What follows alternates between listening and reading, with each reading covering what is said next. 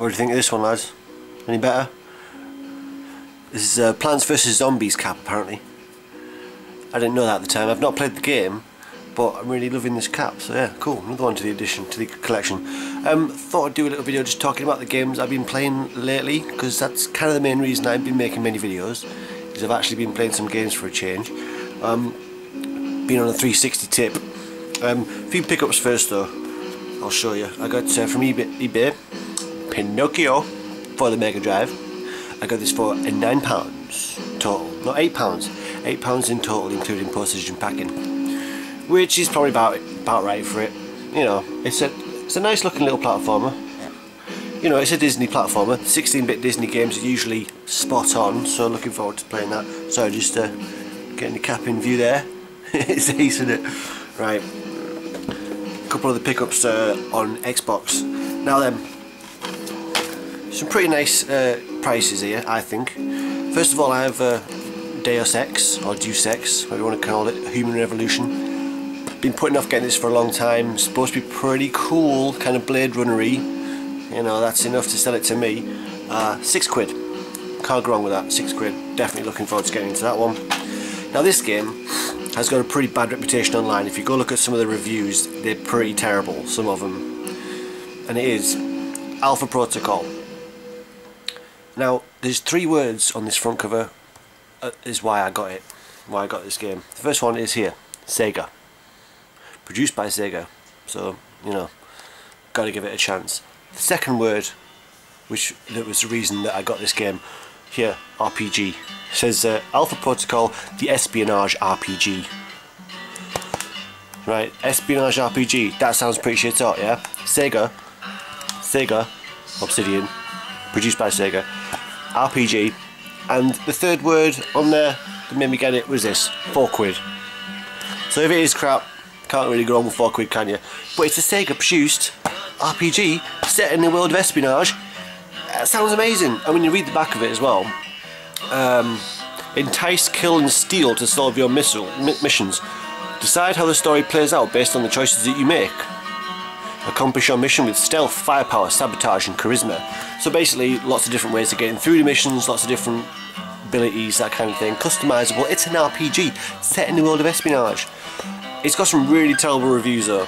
I know, going on for a bit there, but I actually quite like it. I've played about half an hour of it so far. I really quite like it so far. One of the criticisms online is that it's a bit buggy, and I have noticed the character kind of floats around a little bit. But I can deal with that. So far, this is a pretty decent game. When I've finished it, or when I throw it in a bin, I'll give you a proper rundown of it. Right, other games that I've been playing lately. Right, well, I finally got around to finishing the first Portal. That I'd never actually... I played the first Portal a little bit when I got Orange Box back in the day. Didn't really understand it that well. Didn't really give it the kind of effort that you need to really get into it. But loved the second one from start to finish. So I went back and played the first one.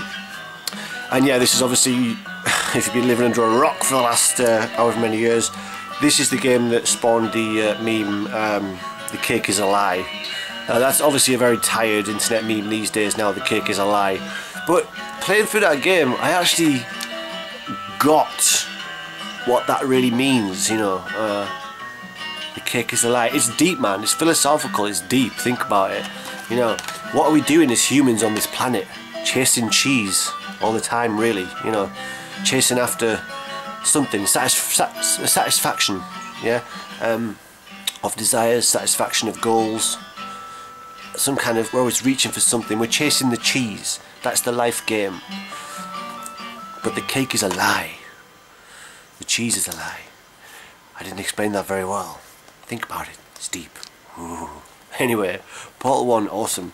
And after finishing the first one, I then went back and started playing the online co-op of Portal 2, which I'd never tried when I first got it. And the online game is friggin' fantastic if you don't know already. If you've got a 360 and you've got a Portal 2, let's hook up, let's have some games on that, because yeah, shed loads of new levels, obviously levels that involve you having to work together, and you know, so you've got 4 portals between you and all the rest of it. You know, the way that it facilitates communication between the players is great as well. You've got lots of little gestures that you can direct your players to either put a portal in a certain place or go somewhere or go through a portal, or lots of different ways to communicate without having to use the headsets, which you can do if you want, of course, which makes it all the more smoother in experience as a two-player game. But what I've found so far is that, you know, several of the people that I've actually got on and actually got a game with have been, they sound like children, okay? I mean, we're talking their balls ain't dropped yet, so I don't really fancy having a chat. Feels a little bit creepy as a grown man, gotta tell you. Gotta be careful about that kind of shit. So it's handy that you can communicate. I'm sure that's not what they had in mind when they designed their communication system in Portal 2 Co-op Online. But there it is, that's my observation. But a brilliant game, really, really fun. And you know, it's one of the games actually you actually do need to use your brain, and it's something completely different to the usual online co-op experience of first-person shooters and murder, death, kill, and all this kind of thing. I mean, when I went to the Replay Expo, I said in my last video that it's funny because you look at all the stacks of computers lined up and it just looks like some kind of military training ground. And too many online gaming experiences these days are generic war, you know, games. So this, in that context, was a breath of fresh air. So yeah, funny. It's genuinely funny. Got to use your head. I love that game. Anyway, basically, online co-op is brilliant on that game, so that's what I've been doing recently.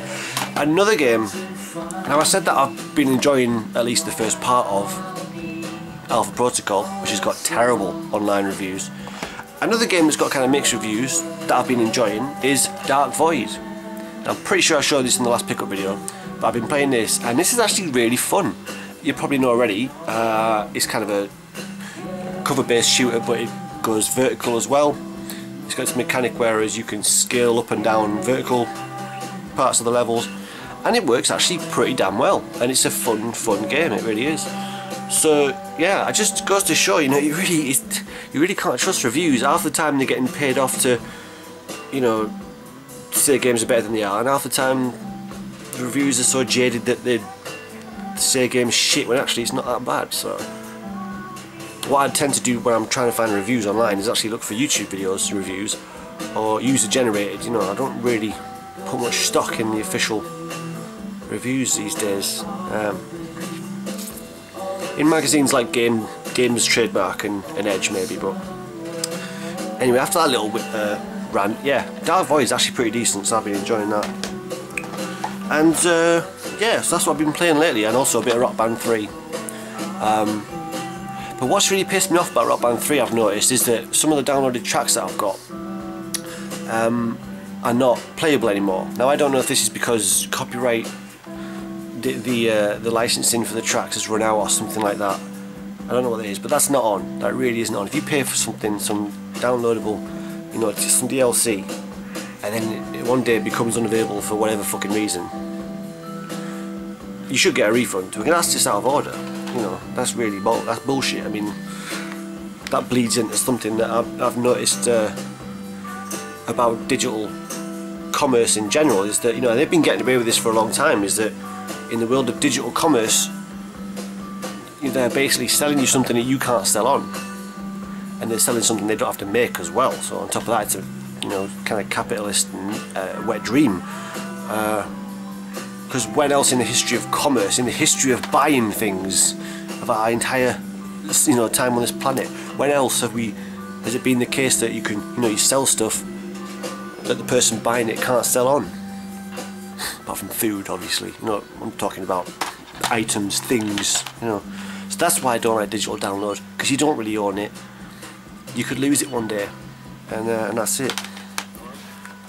But with Rock Band 3, it's a game that suits digital DLC, obviously, with all the extra tracks and that stuff.